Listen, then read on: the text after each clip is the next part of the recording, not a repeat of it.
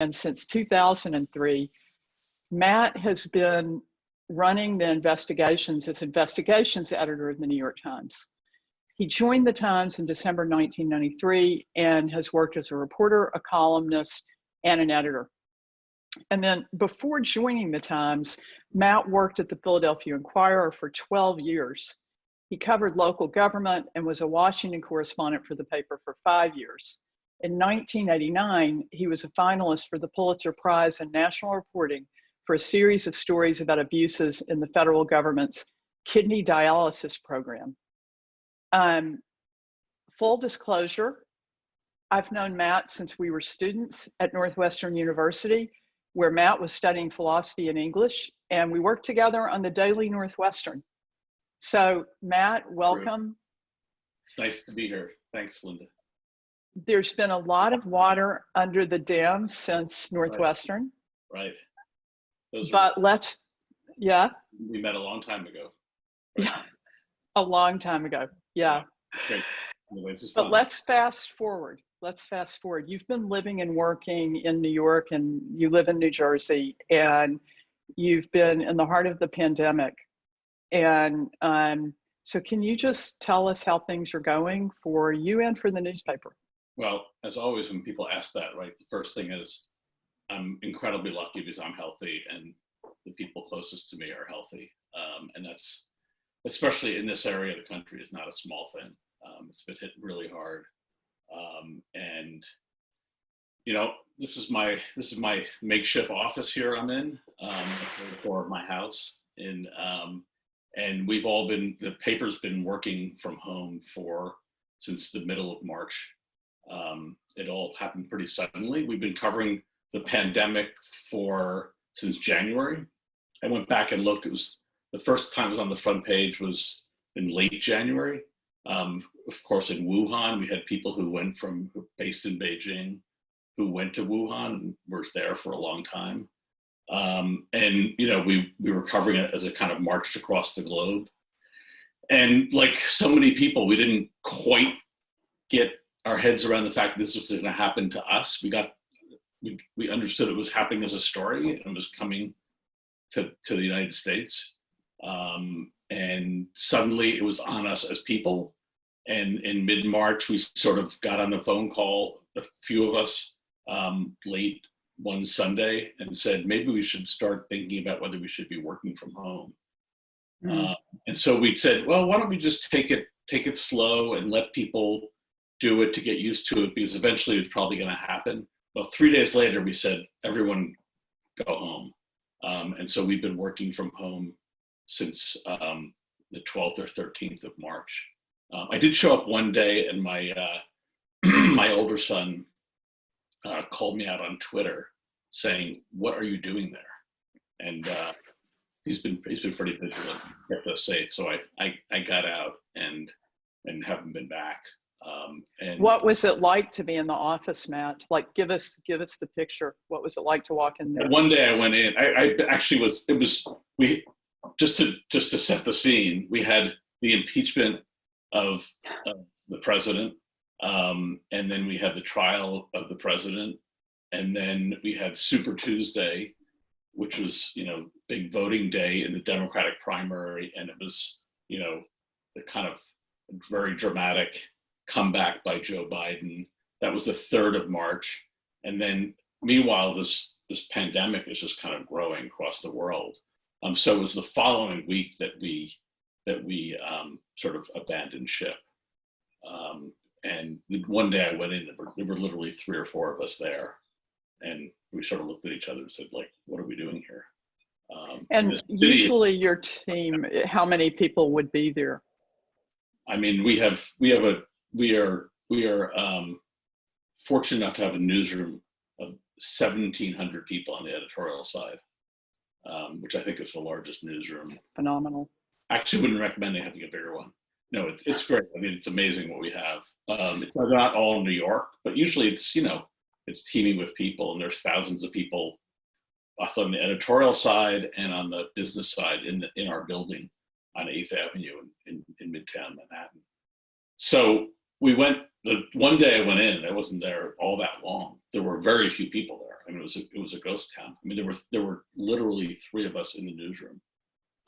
And Matt, how has it been like impacting psychologically? I know, I was still in New York for a little bit of the time after 9/11, Right. and talking to friends who were in journalism, there was, quite a heavy impact psychologically on covering a story like 9/11, but that was kind of time, it started and ended, it was over. Like how would you compare it to 9/11, and what's it like psychologically? I mean, Linda, as you know, like journalists always want to use the word unprecedented, and then like someone says you cannot say unprecedented because nothing's unprecedented.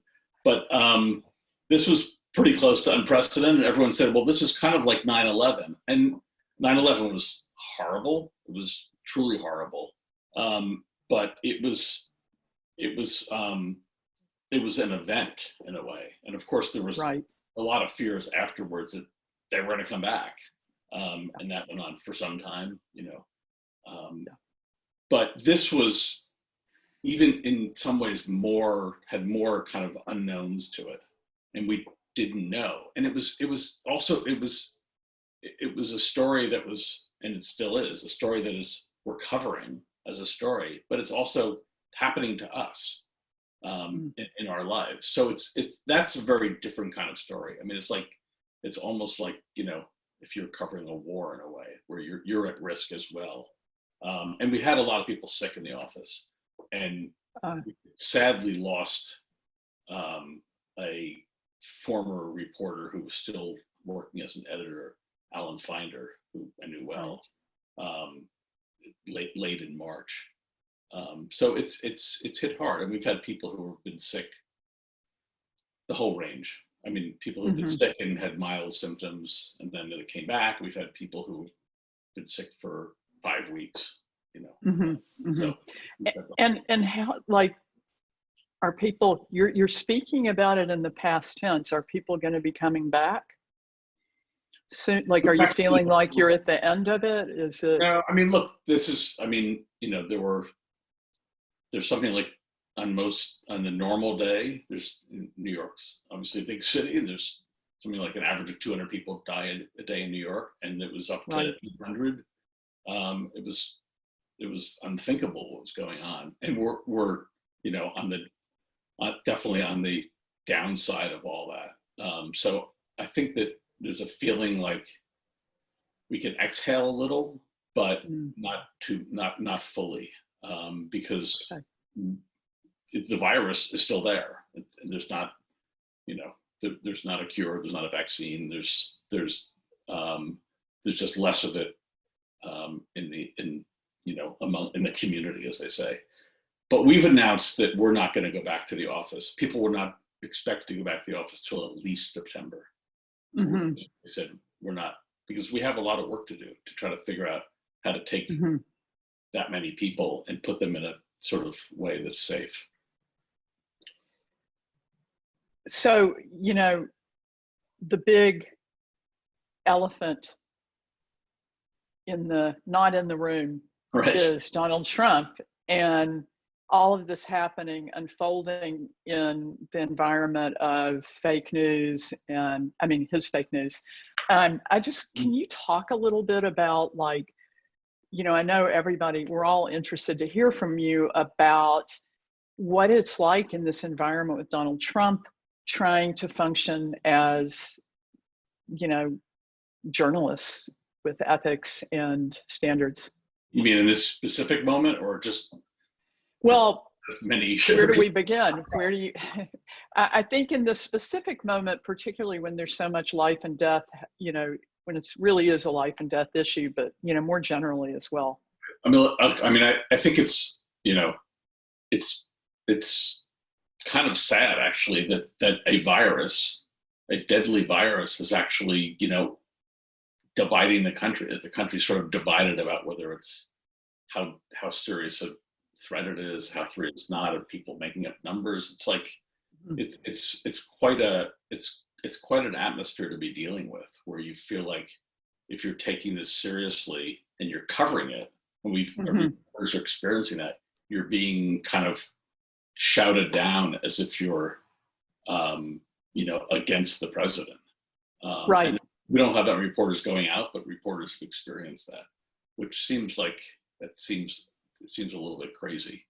And I guess the social media is a wonderful thing, and the web's a wonderful thing, but it's allowed the just proliferation of stuff that's just not true to get into the bloodstream in a way that sometimes is powerful as the stuff that is true. And I mean, we're seeing that all over, but that is so picked up the last few years. And we have the president and people around the president and supporters who are kind of, in my mind, all too willing to put stuff out there that is in some cases, dangerous. And that was certainly true that has certainly been true around the virus. I mean, so it's difficult because I think that the erosion of a sense of shared facts is extremely dangerous in this instance, but in general. And we are combating that. Well, Matt, you've been around New York for a long time as a reporter. Like, do you know Donald Trump? Can you tell us, like, is what we see really what it is, or is he secretly a wonderful person? What do you mean secretly? I mean, I was a reporter in the 90s when he was a developer, and I didn't actually cover him full time, but I covered him here and there, as did many reporters. And he came to the Times for a lunch right after he was elected, and was he can certainly be genial. One of his public stances is that the New York Times is the enemy, but he obviously talks to us and interacts with our reporters, and but he's an unusual president, and it's posed a lot of unprecedented questions for us in how to cover him. There was that time when he made fun of a New York Times reporter. Right. Serge Kovaleski. He made fun of his disability, and I think what you're referring to is I told you that I called and registered a complaint with his office. This was during the campaign. He got on the phone, and we talked it out. He denied knowing him, but of course he did know him because Serge had actually covered him. But you could actually pick up the phone and call him. He's as you know, he's a just spell my name right kind of guy, right? I mean, he lives by the media in a way, including by opposing the media. I mean, it's part of the whole. It's part of his the sort of mechanism behind his I guess fame, but it's sort of one of the ways. But he was always very accessible. And I don't know. So was he confrontational when you called him about that, or was he? Yeah, he denied it and said he didn't know. He didn't know him and wasn't referring to him. It was one of those things. And then I told him that it was clear that he did. So I just thought, which had to register a complaint, he was attacked one of our reporters.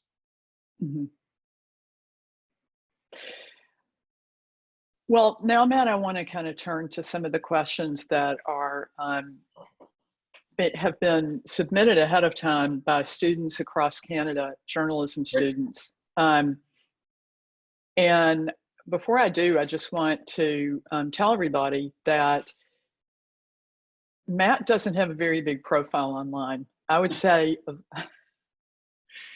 of all the people that I've ever interviewed or that I know, there's, and particularly for somebody in the media, It's just there's very little out there about you, Matt, and really I think that's a great tribute to what you're doing, because you obviously, your team, when you were running investigations, won 5 Pulitzers. So I just want to,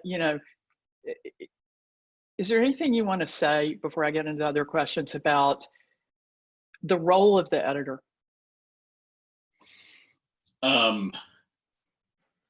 Well, it is a little bit of taking a vow of silence. Which is, and it's not, there's not much silence these days. But it's very rare. But I guess the thing that I miss writing a lot. I wrote for and was a reporter for a long time, both in college and after college, and I miss it quite a bit. But you can have a big effect, and it actually is kind of an honor to be, part of the leadership of the paper at this kind of historic moment, both the pandemic and the Trump administration. And it's exhausting and exhilarating, and sort of, being part of this team that's both covering these events, but also helping the paper. It's not like we call it a paper, but it's not just a paper, and helping it kind of transform itself and become a real digital operation and global operation. It's been, really exciting. So what are your days like? How long are your days? When do you start? I mean, back in the olden days before the pandemic, I would to work around 9, usually leave around 7:30, although I guess the leaving sometimes a little bit later than that. But, and what happened once you got home? Was that it? There's usually, an email or 2 or 7. But it's definitely been, the last few years have been very, very busy. And like when stuff gets tough, and as it always does in a newsroom, like stuff's happening really quickly, and then there's controversies that come up, like I usually resort to throwing furniture. Sort of relieves the stress. So. I know I promised to turn to the questions, but one more question for me, which is just that I can't resist asking you about the Ronan Farrow, Ben Smith right. issues that have. Right. What's going on there, and what do you think about it, and how do you decide, how did you feel when you saw that story on the roster? Were you yes? I thought, wow, that's interesting. I don't know how many people know what that's about. I'll try to be quick. Take your time. Okay. We, starting in 2016, we started investigating. It was after the Roger Ailes kind of calamity at Fox News, where he was accused of sexual harassment, and we just started following the story and developed more and more stories about a variety of people, including Bill O'Reilly and some people in Silicon Valley, and then we eventually ended up assigning 2 reporters to investigate Weinstein. And his misdeeds were fairly well known, but no one had ever quite proven it. So as we were going along, it became clear that we had competition, and that Ronan Farrow at the New Yorker was working on the same story. And we ended up running our story 5 days or so before, and then his came out, and that had. I always thought you guys had probably coordinated, so there was no coordination. No, there was not. Just hurrying. There was Yeah. Uh, yeah, we were, those were tense moments because we knew, because if you're working on a story that you're competing with somebody on, I hear they're fact checking this because they have the New Yorker has fact checkers. We hear they're fact checking this, and so there's a competition. And then we continue to write a lot of stories after the initial sort of Weinstein stories, and more about different people across academia and the arts, and on and on and on. And as did Ronan Farrow. He did some very good work. So a couple of months ago, we hired a new media critic named Ben Smith, who used to be the editor of BuzzFeed. And he's a columnist. He has, free reign to take on subjects, and he's trying to be, edgy, and that's good. That's what you sort of want in a columnist. So he decided he was gonna take on Ronan Farrow, and I think did it responsibly. The column took, it was reviewed a lot, shall we say? And Matt Lauer used it as that was a doorway to say, I was mistreated. That was perhaps not like our intention. But I think that the column raised a really interesting point, which is that, if you in this atmosphere, you get a little bit back to the polarization. If you take on the right subjects, you're not quite as scrutinized. You're cheered on a little bit more, and it makes it dangerous for journalists. I'm sorry, what do you mean? Can you just? Well, I think if you take on certain subjects that say, let's say the left wants taken on, you may not be scrutinized in terms of how careful you are about the precision of your facts. Right.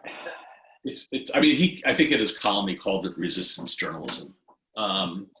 And it's an important point, because just to set Ronan Farrow aside, we're going to, come out of this moment, and we want to do it with our integrity, and we want to do it with a sense of that we're fair on all sides.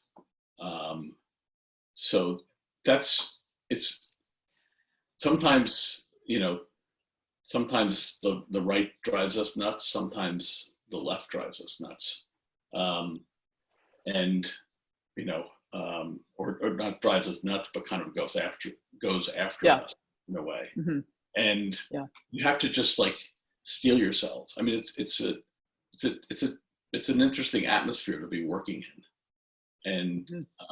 And then people are people. They have their own sort of feelings and biases. And we're lucky to have enough layers and people checking and rechecking that we feel like we really scrub that out.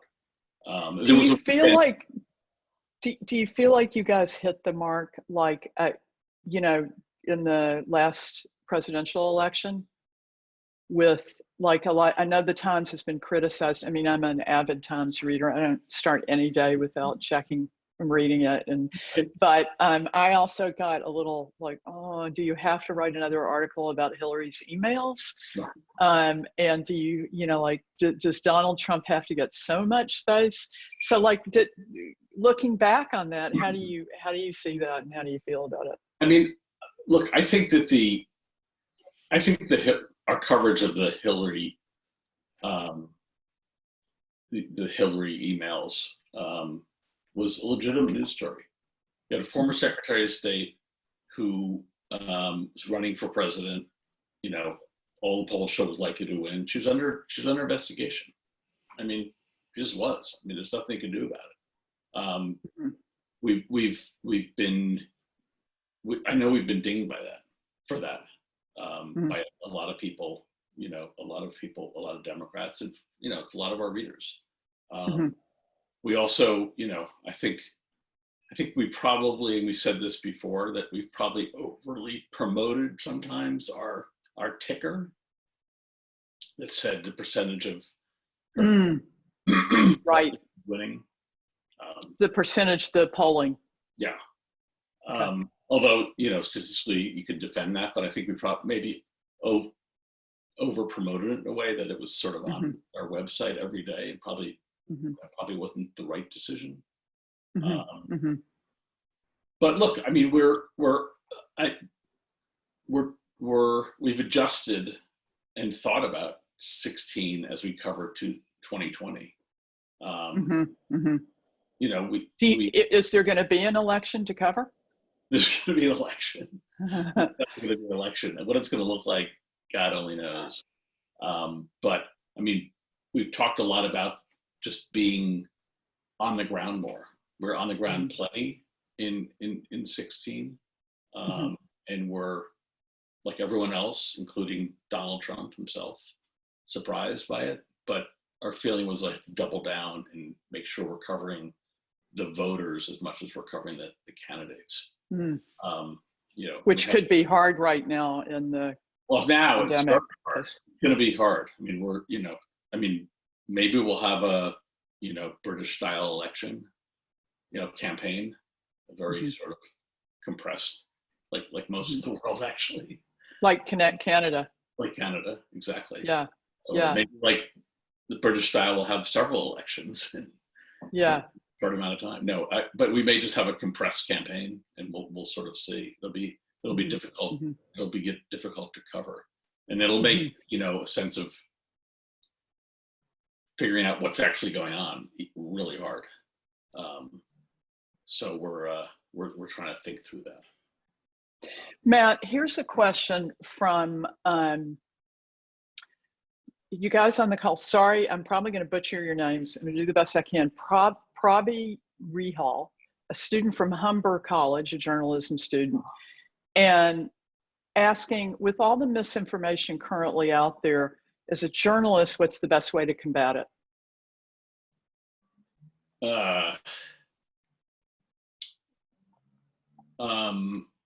Well, I mean, just it's pretty kind of old fashioned, right? I mean, just try to have, try to have good sources, try to have documents, try to report against your premise. If your premise for a piece of journalism is that something happened and it's nefarious, report against that and say, well, let's look at it from a completely different point of view, and let's assume it's not, and try to think through the same facts you have from the opposite point of view, and be wary of, and this is really hard in this environment, given that there's a deadline, every second. Really be wary of speed. There's a real tension in what we do, but I think across journalism, which is there's competition, there's a drive for readers, for eyeballs, and that means like being first and being framing things in a catchy way and framing a headline in a catchy way. But we've gone through this so many times, because ultimately what you have as a journalist is you have your credibility. And that's so much more valuable than breaking a story, especially if you break a story that's wrong. Like, nothing compares to breaking a wrong story. So it's having patience and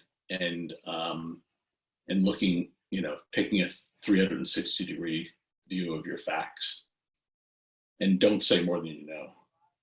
In fact, say a little bit less than you know.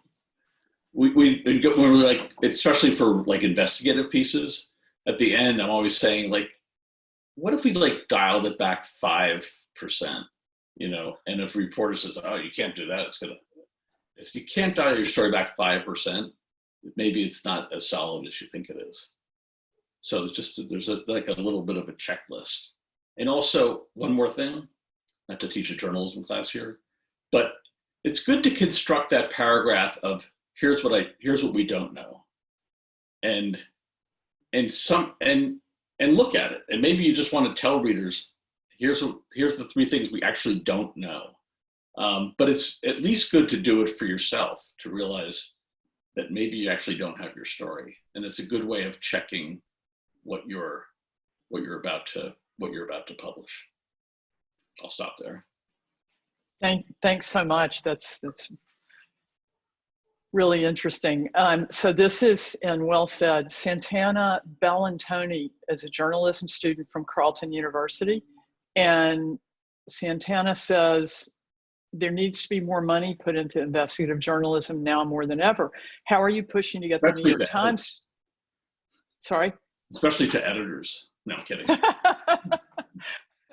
How are you pushing to get the New York Times to devote more money, to put more money into investigative journalism?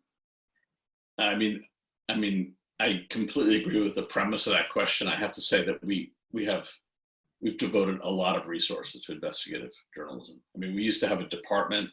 We still have a department, a very robust department full of, kind of a murderer's row of great journalists. But we've also been spreading the kind of investigative muscle around the paper. So we have different units spread, in our business department, in business news department, in our Metro, in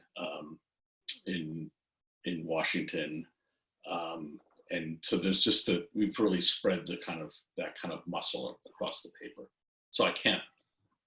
Matt, that's fantastic. And how many reporters would you call investigative at the New York Times? How big is the team? I mean, I've actually reached a point where it's not really. I mean, there's a team of 15 to 20 investigative journalists. That's its own department. But then we have people across the paper, as I was saying, and there's probably that many more. But I'm not so strict about like somebody with like a special stripe that says investigative reporter. I think it's a question of a turn of mind and a desire and ability to go deep. And I think that what we've been trying to do the last few years, more than a few at this point, is to try to spread that ethos across the paper. So people are approaching all sorts of stories, culture and sports and books and what have you. We have a very robust investigative video team.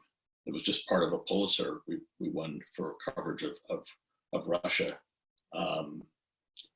So we're doing it kind of all over. I mean, just to go back to the other question, I mean, there is a real need, and one of the sort of difficult things going on is the decline of local journalism, and not having investigative reporters or reporters who are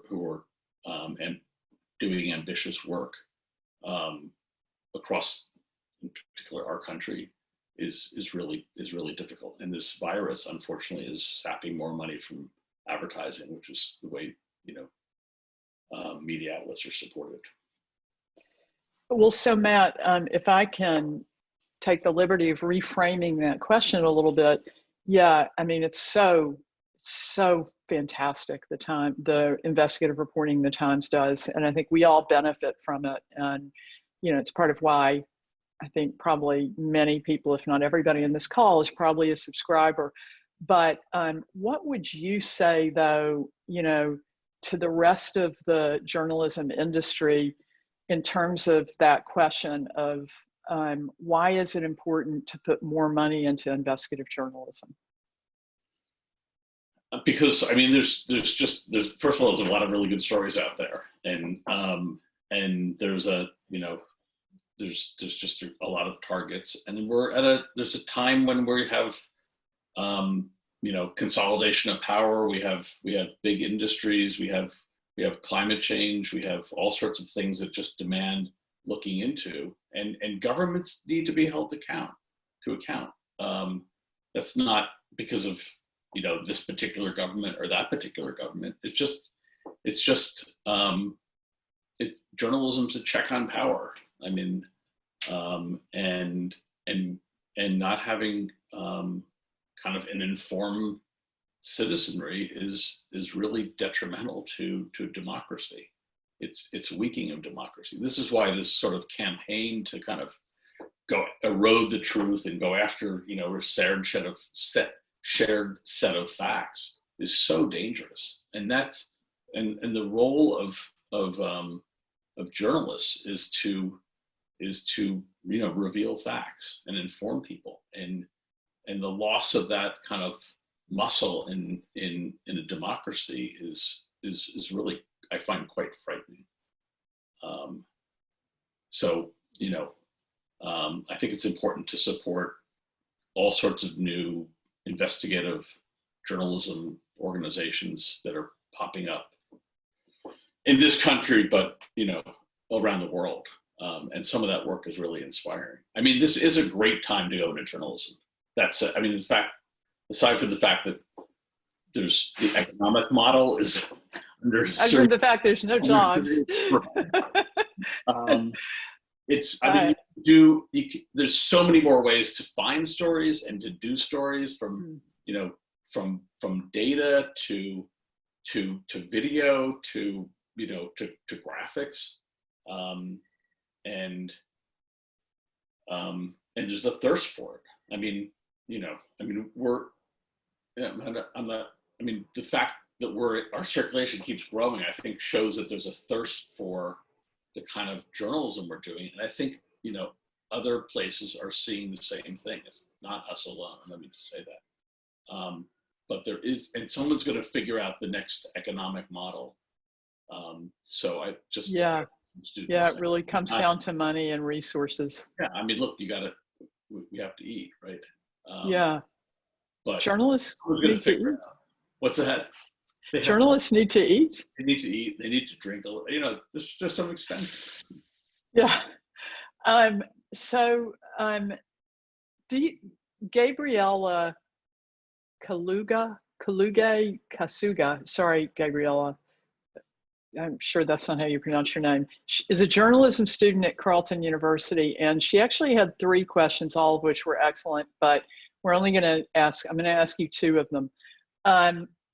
One is, it's not uncommon for people to turn to the leaders of their country for information during crises.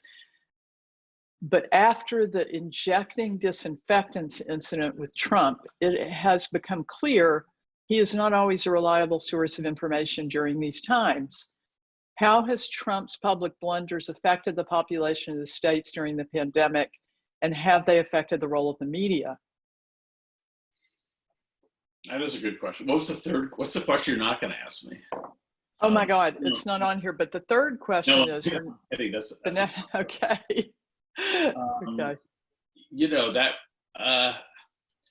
What can I say? That was a pretty wacky moment. And I think the early days when there was a sense from the White House that this was not as big a threat as people were making it out to be, hurt.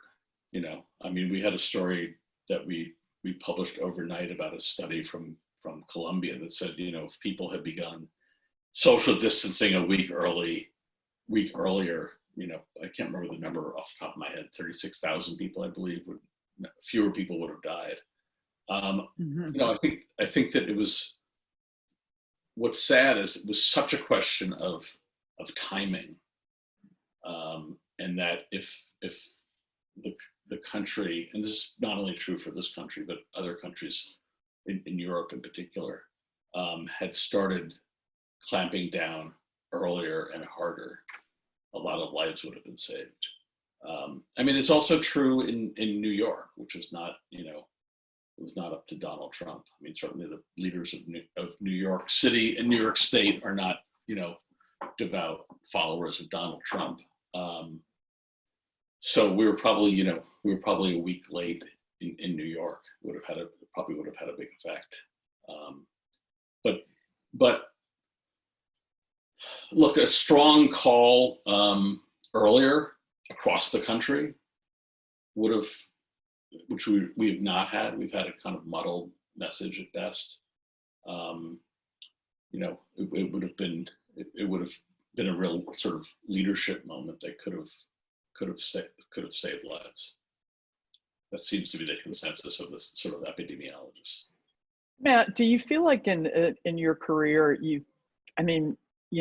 as a journalist, do you think it's accurate to say that facts can be the difference between life and death? I guess in certain circumstances, they certainly can be. I mean, I'm just trying to think of,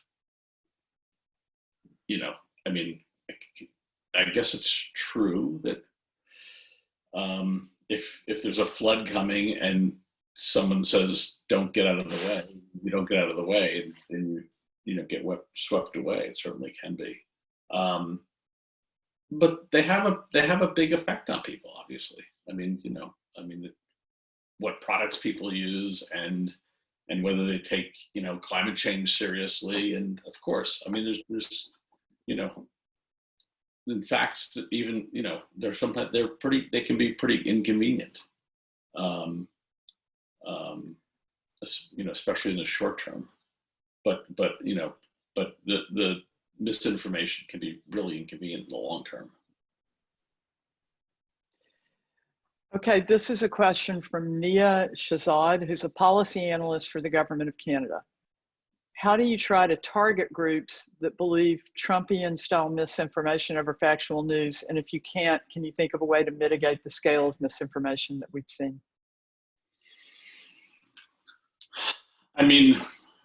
We encourage everyone to buy a subscription. No, I don't think there's a way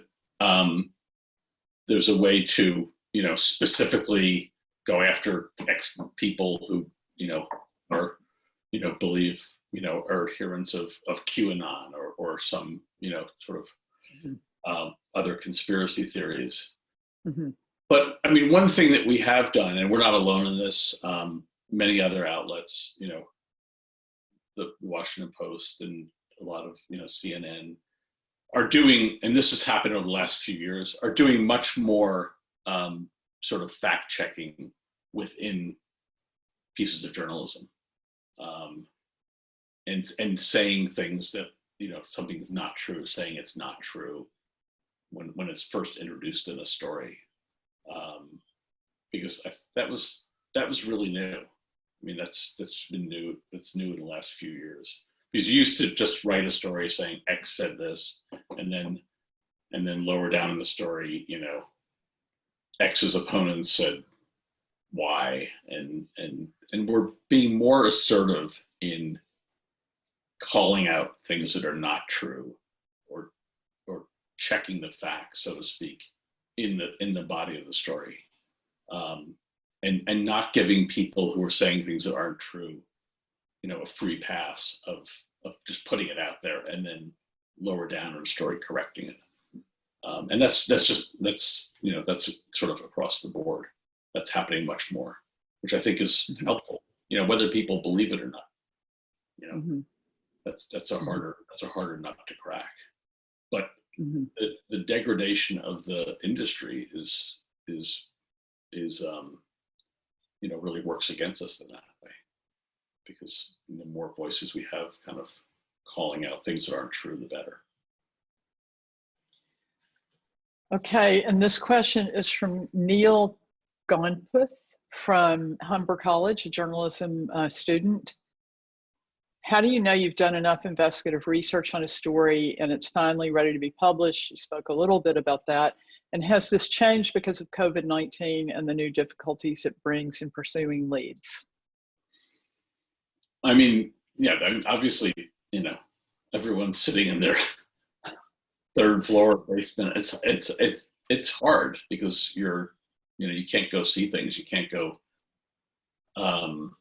meet with people you know, and understand their body language. Mm-hmm. I mean, Zoom is good, but it's not like being there. So it's, and we're working on, you know, investigative projects, continuing to work on investigative projects, both about coronavirus and the response to it and other things. It's hard. It's really hard. But you know, we're using the same methods, and you know, things are taking a lot longer. I think it's the only thing that's kind of different. But just in general, how you know, I think it's basically what I was saying before. You know, don't get too enamored of your story. Just, you know, get enamored of the facts. Yeah, and Matt, I want to jump right to a topic that you've mentioned a couple of times that's of great interest to our readers, and that's climate change. And we have a question from Jennifer Nathan. We're witnessing how important evidence-based policy is for COVID, yet the truth of the climate crisis, both in terms of the remaining carbon budget and rising atmospheric carbon concentrations, is mostly going untold. The New York Times is one of the best for coverage, but we need more truth-telling of the science. Any plans to expand coverage of climate science and exposing climate denialists? I mean, we have, you know, I'm open to ideas. We have a good-sized climate team. We started, it was before the 2016 election, so it was probably 15. Before the story kind of shifted on us. I mean, it became it's a team of probably about 12 to 15 people. And, you know, it was originally set up to cover, you know, the aftermath of the Paris Accord and, you know, kind of documenting how climate change is affecting life and affecting the earth. And it's still that, although absent the Paris Accord, it's still that, but it's also become much more of a coverage in the U.S. anyway of kind of regulation rollback and the effects of regulation rollback. But we don't have any plans to expand that effort, although I think, you know, we do a fair amount of coverage. But I'm open to ideas about the science. As a follow-up to that, Matt, I'm kind of interested in how you see, like at the Times, how you see yourselves in juxtaposition to The Guardian, you know, because The Guardian's come out all in on this is a climate emergency. We, you know, are gonna call spade a spade. So is that in line with the Times? We actually talked about the language around climate. You know, should we call it just in the body of a regular story, you know, call it climate crisis or not? And we've chosen not to.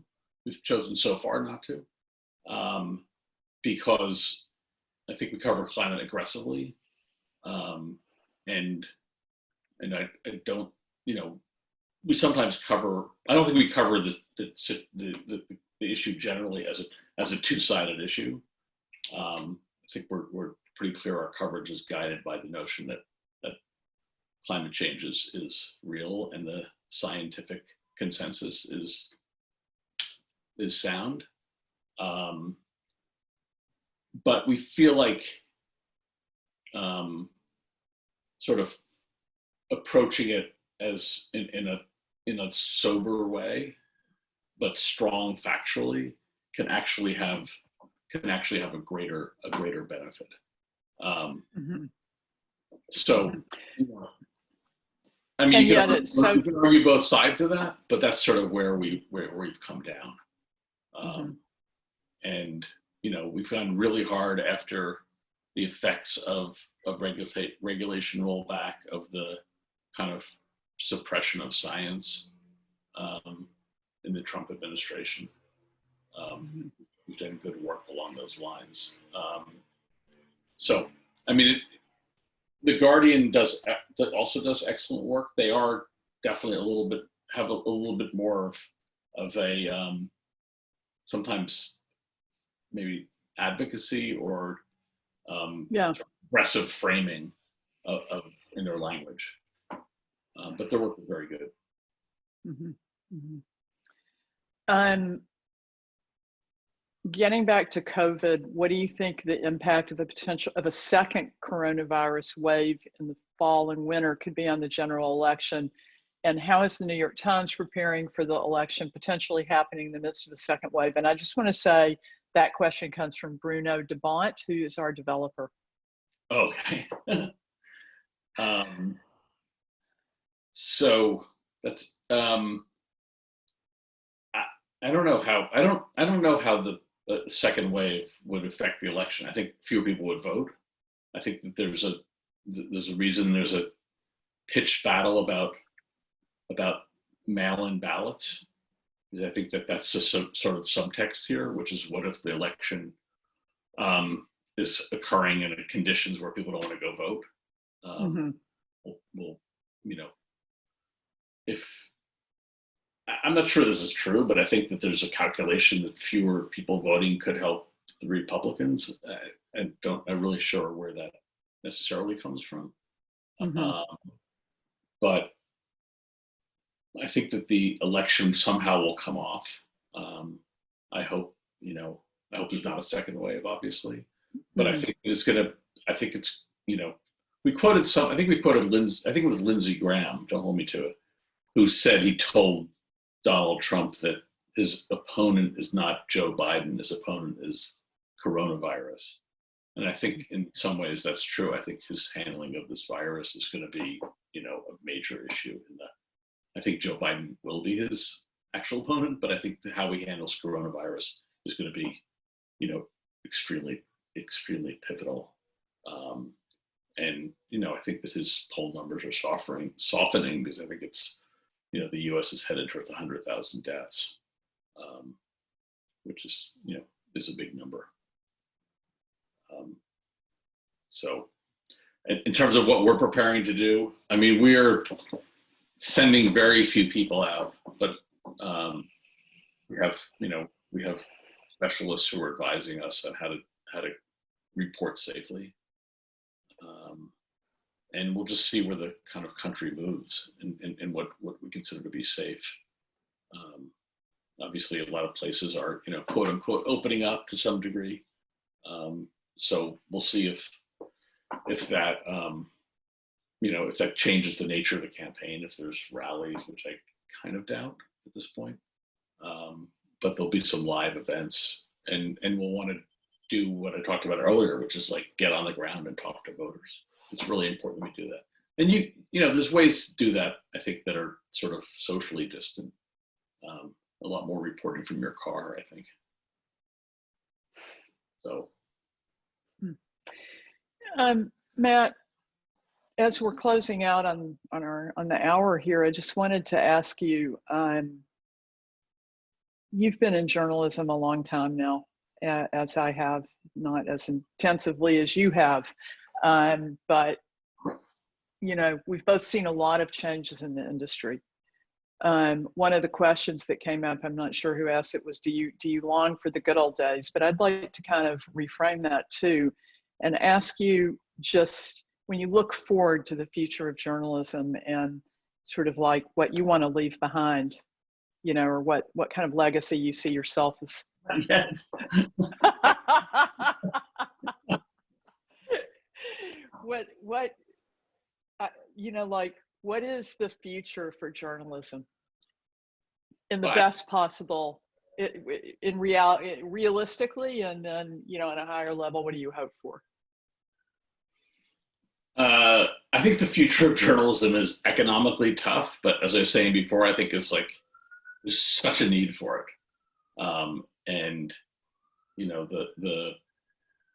we're in a bit of a pitched battle for the truth. And I think it's really just vitally important for this country, for Canada, for around the world. And I mean, we're in this really weird time where there's more information available and there's more misinformation available. So I think it's vitally important that we sort of find ways to revive journalism in places where it's kind of withering. So that's my sort of hope, and I think that there is a responsibility for outlets like, that are doing well. We're lucky enough to be doing well, to try to think through how to help places that aren't doing as well. That's what I was going to ask you. Can you imagine a future in which, like, we basically have 3 platforms that are doing journalism? Like, it just seems more and more like, consolidation is the thing that's, that it's the big platforms that are able to generate enough revenue to support the whole thing. Which is not, I mean, what it's is as a shareholder, I'm interested in the health of the New York Times, but I think but honestly, I don't think it's good if there's like monopoly or duopoly. I think that's actually kind of dangerous. I mean, I think that having a lot of voices and a lot of different perspectives on facts is really important. Having a lot of responsible perspectives is just so key. And we've seen this in a variety of stories where, journalists have gone astray, because that obviously happens. Having that diversity of viewpoints, of, kind of ambitious reporters working for different teams, so to speak, is really key. So I think that would be dangerous if we end up with just, a few places that can afford to do the kind of journalism we've been talking about. I mean, one good thing is there are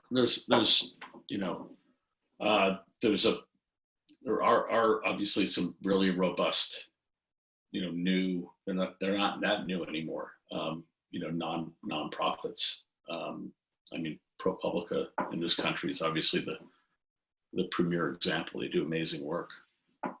Yeah.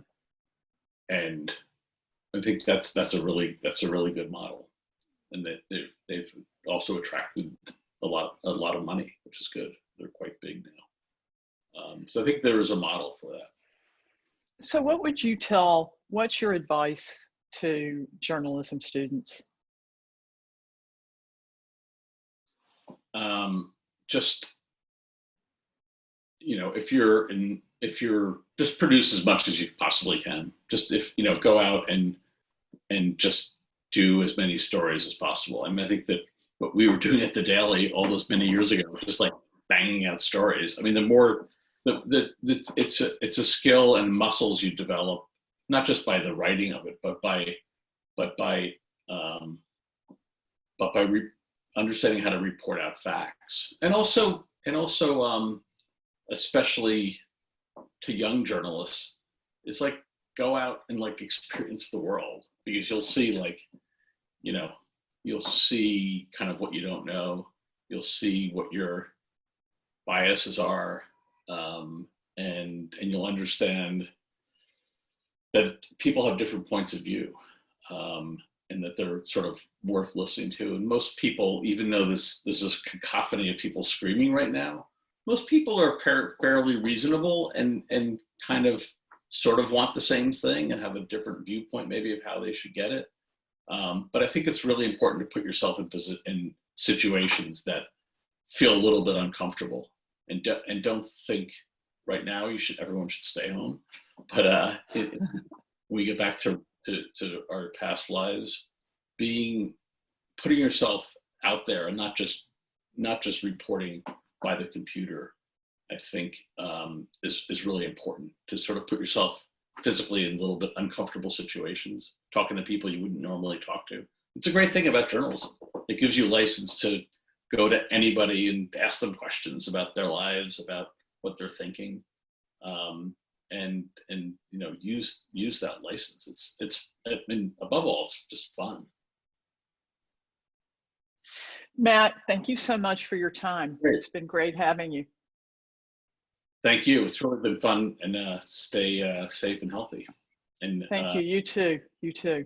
Keep And consuming journalism. yes, and I just want to tell everybody, I want to remind you, you've been with the National Observer, and that we also are supported by subscriptions, and we appreciate your subscriptions. And if you don't know us yet, go on over to can't believe I'm saying that. Go on over to nationalobserver.com and take a look. And if you like what you see, please subscribe. Thank you so much, everybody. Support the National Observer. Thank you, Matt. Okay. You guys do great work. It's been a pleasure. Thank you so much. Okay. It's been a great pleasure. Good to see you again. See you. Take care. Linda. Okay. Bye.